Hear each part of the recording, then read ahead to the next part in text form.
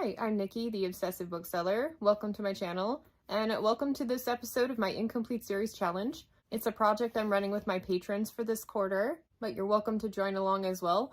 Basically, I'm forcing myself to go back and continue series that I've set down, intending to come back to at some point. This is at some point. There are a few on here I probably would have picked up of my own accord, but for the most part, I need some sort of challenge to get back to them. One such, the focus of this particular installment, Shadow Throne by Django Wexler. This is book 2 in the Shadow Campaign series, and I actually had put it down about halfway through because I was kind of fed up with everything about it.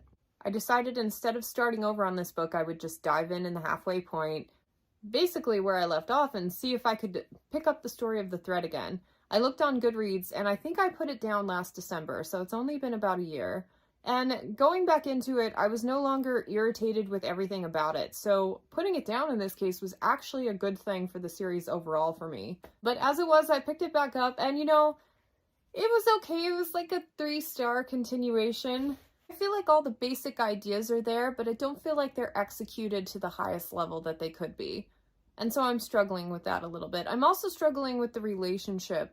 I can't tell if it's like an author fantasy or if it's actually adding anything to the story at all. It seems like for a military fantasy story, it's spending an inordinate amount of time focusing on the love story aspect and not enough on like developing a really interesting conflict.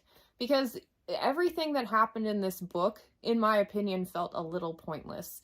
What's more, the author kind of pulled all of the characters from what was going on in the first book and kind of plunked them into this political intrigue story. They felt very out of place. It felt like all of this was contrived to make one single thing happen to perpetuate whatever he's doing next in the series. It was okay. It was written basically pretty well, but it left a few things to be desired. I'm probably still going to pick up the third one in the series. I probably won't add it to this round of Incomplete Series Challenge. Like, I was intending to, if I finished a book, adding the sequel to the jar to pick from next, but I don't think I'm going to do that with this one. I think I need another break before I pick up another story in this world. This is definitely one of those I would like to have read. I think I'm coming in at like a 2 or 3 star. I can't decide. Like, objectively, it was better than a 2-star read. Overall enjoyment of it, it was just a mediocre book. Here's the thing. This is one of the reasons why that book didn't work for me as well. Everything that Shadow Throne was trying to do was done exceptionally in the Age of Madness trilogy by Joe Abercrombie. Industrial setting, revolutions, political intrigue, interesting characters, high stakes, like everything was like on crack in this particular series, and I love Joe Abercrombie.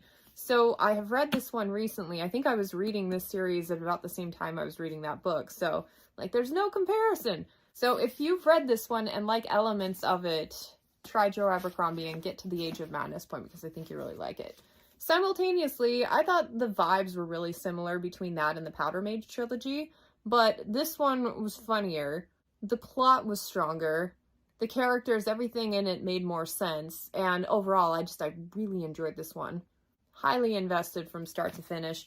And then finally, there's a woman soldier in this book. And I have also recently read Guns of Dawn by Adrian Tchaikovsky, and everything about the character that I like in Wexler's work, I liked more in Guns of Dawn. So if you like the idea of winter in this series, I think you would really, really like this story here. Military fantasy, the conflicts were awesome. It's a standalone, and it was incredibly well done. The relationships between the characters are kind of what make it special. And I think that's kind of what the story in Shadow Campaign is trying to do, trying to make all these profound relationships, but they just kind of lack depth for me. Yeah, basically this episode is me just ragging on Shadow Throne, but, you know, maybe the series is just not for me. Like I said, it's not written poorly, it's just I've read things that in the very similar vein that I liked a lot more, so what can you do? Time to pick another book. I'm doing all the complaining for that one, but it actually only took me 2 days to read half of the book, essentially. I still have Children of Memory queued. We're going to read it in a couple of weeks. So between now and then, I have time to pick another book. Yeah, I've mentioned before, there are some amazing titles in here that I can't wait to continue.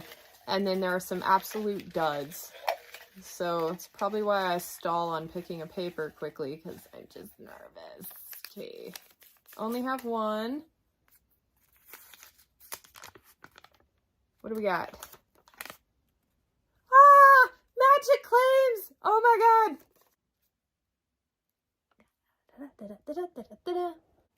Okay, me happy. Okay, let me go get it.